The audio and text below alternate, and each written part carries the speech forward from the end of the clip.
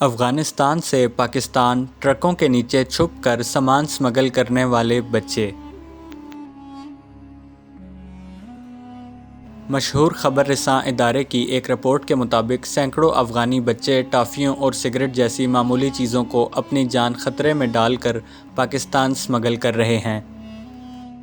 ان بچوں کی عمریں 7 سے 8 برس کے درمیان ہیں اور یہ اس کام کے لیے سرحد پار سے آنے والے ٹرکوں میں چھپ جاتے ہیں، اس امید کے ساتھ کہ وہ اس سے حاصل ہونے والی رقم سے اپنے خاندان کی کفالت کر سکیں گے۔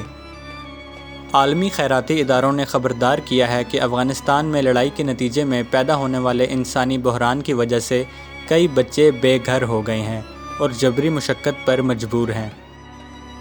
ظاہر ہے جس جنگ زدہ ملک یعنی افغانستان سے وہ آتے ہیں تو نہ جانے وہ کیسی غربت اور پریشانی میں ہوں گے، اور اسی غربت کی وجہ سے یہ بچے کسی غیر قانونی کام میں بھی ملوث ہو سکتے ہیں۔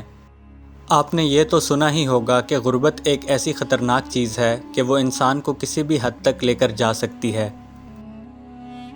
اب اس سلسلے میں یہ حکومت پاکستان کی ذمہ داری ہے کہ وہ ان بچوں یا کوئی بھی ایسا بچہ جو کسی بہت غریب گھرانے سے تعلق رکھتا ہو کے لیے ایک ایسا ادارہ بنائیں جہاں ان بچوں کو اچھی تعلیم اور تربیت مل سکے اور ان کی رہائش کا بندوبست بھی موجود ہو، تاکہ وہ کل کو ایک اچھے انسان کے طور پر سامنے آئیں اور معاشرے میں ایک بہتر کردار ادا کر سکیں۔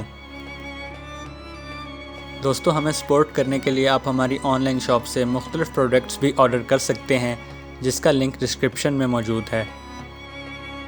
اپنا بہت خیال رکھیے گا۔ اللہ حافظ۔